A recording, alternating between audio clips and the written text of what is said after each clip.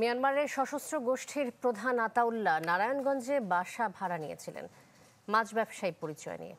কেন তিনি এসেছিলেন ঢাকার অদূরে তা জানার চেষ্টায় আইনশৃঙ্খলা বাহিনী। তবে এটিকে অভ্যন্তরীণ নিরাপত্তার জন্য হুমকি বলে মনে করেন বিশ্লেষকরা। এদিকে আতাউল্লাহ গ্রেফতারে রোহিঙ্গা ক্যাম্পে দেখা দিয়েছে মিশ্র প্রতিক্রিয়া। আরও জানাচ্ছেন হিরণ খান। রোহিঙ্গা নেতা মহিবুল্লাহ, গোয়েন্দা কর্মকর্তা রুশদি হত্যা সহ বেশ কিছু সন্ত্রাসী কর্মকাণ্ডে জড়িত আরসা নেতা আতাউল্লাহ। মঙ্গলবার নারায়ণগঞ্জের সিদ্ধিরগঞ্জ থেকে তাকে গ্রেপ্তার করে র্যাব। আলোচিত এই আরসা নেতাকে ঘিরে দেখা দিয়েছে নানা প্রশ্ন।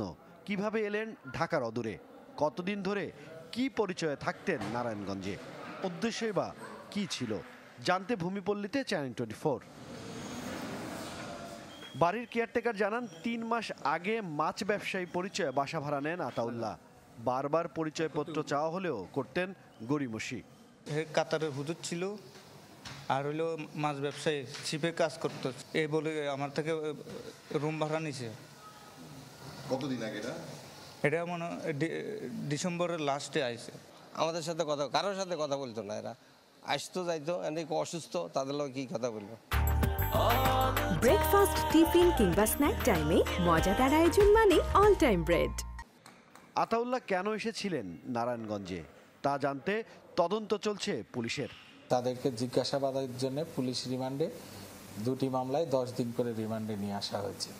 তাদেরকে জিজ্ঞাসাবাদ অব্যাহত আছে এবং যদি কোনো গুরুত্বপূর্ণ দেওয়ার মতো তথ্য থাকে সেটা পরবর্তীতে দেওয়া হবে।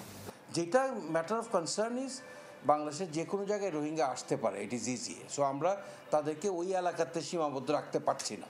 এবং এই 10 জন যে গ্রেফতার হয়েছে, এখন আমাদেরকে দেখা উচিত তাদের পাসপোর্টটা কোন দেশের। এদিকে আতাউর গ্রেপ্তারের খবরে মিশ্র প্রতিক্রিয়া বিরাজ করছে রোহিঙ্গা ক্যাম্পে।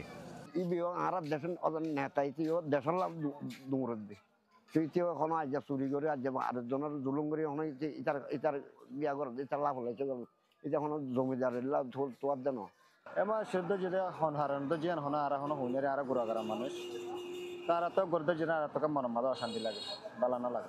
তবে রোহিঙ্গা প্রত্যাবাসনে প্রভাব পড়বে না বলছেন দীর্ঘদিন রোহিঙ্গা ইস্যু নিয়ে কাজ করা সাবেক এই সেনা কর্মকর্তা। সে তো রোহিঙ্গাদের নেতা না। Rohingya does not have that kind of leadership. আমাদের যেটা করতে হবে, মায়ানমারের সাথে শক্তভাবে আমাদের নেগোশিয়েট করতে হবে। We have to force them to take them back. এবং আমাদের প্রধান উপদেষ্টা উনি চায়নায় গিয়েছেন, চায়নাকে কনভিন্স করতে হবে যে please convince them to we cannot bear the burden of so many Rohingyas in Bangladesh, take them back. ARSA প্রধানের আটকের পর জোরদার করা হয়েছে ক্যাম্পের নিরাপত্তা। হিরণ খান, চ্যানেল 24, ঢাকা।